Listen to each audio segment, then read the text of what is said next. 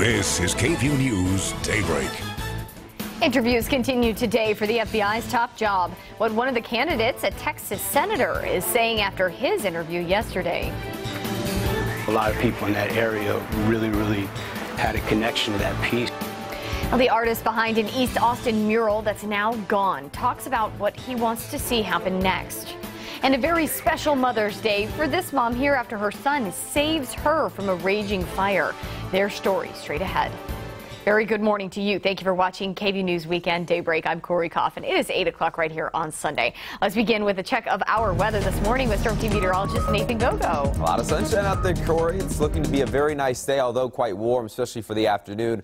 A look outside right now, nothing but sunshine, not a cloud in the sky, in fact. And Old Glory waving just a little bit. The wind's fairly light, though, at about 5 to 10 miles per hour, and that's all we'll get for the afternoon. So the wind really not going to help us out too much. Very nice, though, mid-60s right now. Those south winds will warm us up into the upper 80s and lower 90s by the end of this afternoon. Starting pretty nice, so 65 in Bastrop, even upper 50s in Fredericksburg in the higher elevations, 68 in LaGrange, still feeling a little bit mild out there. As you would expect with clear skies, nothing on radar. We are not looking at any rainfall for Mother's Day and for tomorrow either, but then we start to see some rain chances come back into the forecast for much of next week, and some of that could add up to a pretty good amount of rainfall. We'll take a look at rain chances and much more coming up in the full forecast. Corey. All right, Nathan, thanks. We'll just check back in soon. Yeah. Well, President Donald Trump facing urgent issues, both foreign and domestic. He hit the road on Saturday delivering a commencement address while continuing to defend his firing of FBI Director James Comey. Meanwhile, back in Washington, the Attorney General interviewing a series of candidates for the new FBI Director job. ABC's David Wright has the very latest for us from the White House. How was your week? Well, I think it was great. The president is now completely ignoring the reasons he initially gave for firing FBI Director Comey last week. Is this the wrong time to fire Jim Comey?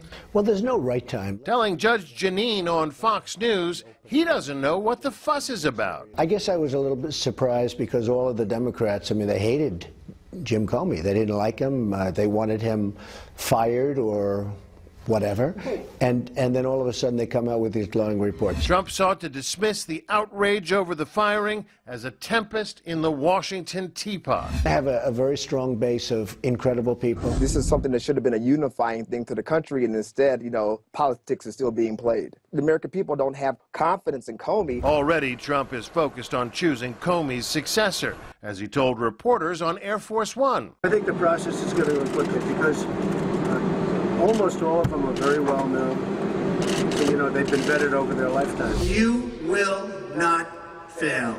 The president's advice to the graduates at Liberty University, full of defiance. Be totally unafraid to challenge entrenched interests and failed power structures. Does that sound familiar? But even in this crowd, some skeptics. This past week, he fired the FBI director. What do you think of that move? I think it was very irrational. Do you trust President Trump? Not completely. Not completely. Expand on that thought. I don't trust any government official completely, to be honest with you. We all just want the truth, so I'm going to give him the benefit of the doubt, and, you know, he has to answer to God at the end of the day. Well, that was David Wright reporting. Texas U.S. Senator John Cornyn is one of the candidates for the FBI director job. He's currently in his third term in the U.S. Senate and serves as the Senate Majority Whip. However, the senator told KVUE he intends on focusing on, quote, serving 28 million Texans in the United States Senate, end quote. Other reported candidates include former New York City Police Chief Ray Kelly, New Jersey Governor Chris Christie, and acting FBI Director Andrew McCabe.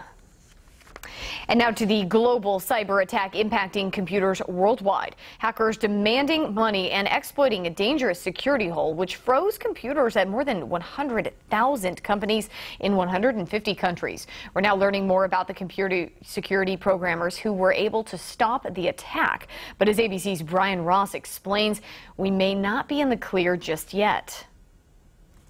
U.S. officials this morning are praising the quick work of this computer security programmer in Indiana, Darian Huss, and a counterpart in Great Britain, who analyzed the hackers' messages demanding ransom and stumbled onto a kill switch that shut down the massive attack in its tracks. So I was panicking, looking through the code, and I realized that actually no, we had stopped it. Once the kill switch was activated, the malware would simply do nothing. The tally of victims this morning includes FedEx in the United States, railroads in Germany and Russia, factories and phone companies across Europe, and hospitals in Great Britain, where surgeries were canceled, ambulances turned away. This morning, law enforcement and intelligence authorities around the world, led by Britain's new computer security squad, where we were recently given rare access, are working to track down whoever was responsible, with Russian organized crime considered a prime suspect. There's always been people trying to steal money. The digital world gives people an opportunity to do that on a scale hitherto unknown, and allows bad people to think up of new ways of doing bad things. Ironically, cybersecurity experts believe the attack was carried out with the help of a program actually first developed by U.S. intelligence to compromise the computers of terrorists and foreign adversaries. They lost it, somebody stole the information, published it on the internet, and now is being used against victims in the United States and elsewhere. As of this morning, U.S. officials believe American companies have dodged a bullet in all this because most had upgraded their computers to close the vulnerabilities and because of the quick activation of that kill switch. Even so, U.S. officials tell ABC News they believe the hackers will try a second wave of attacks without a kill switch and that could come anytime soon. And that was Brian Ross reporting. Happening today, hundreds of people are expected at Austin City Hall for a Mother's Day march for immigrant families. People will be protesting Senate Bill 4, which Governor Greg Abbott recently signed into law on Facebook Live. The Sanctuary Cities bill allows police officers to question people they legally detain or arrest about their immigration status. Abbott and other supporters say this is needed to deter people who are already in the country from illegally committing more crimes. And the march starts at noon today at Austin City Hall. 8:07 is your time now. A group of Texans are trying to remove the stigma of marijuana.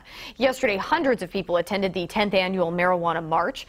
They hope that by focusing on marijuana law reform, families can have better access to health care.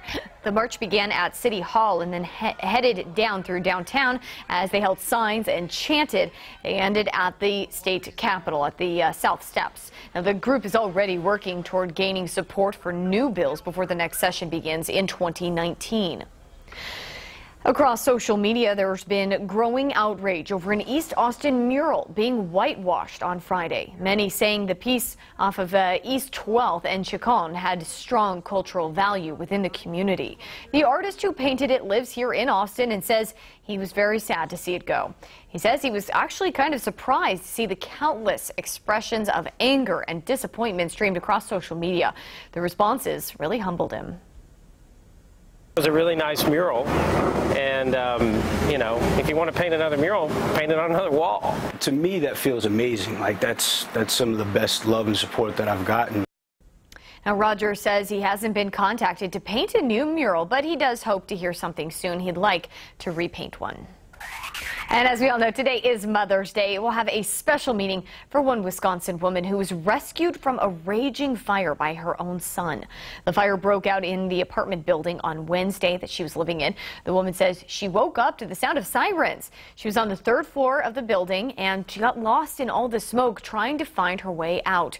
That's when her own son, a firefighter, ran into the building to come rescue her.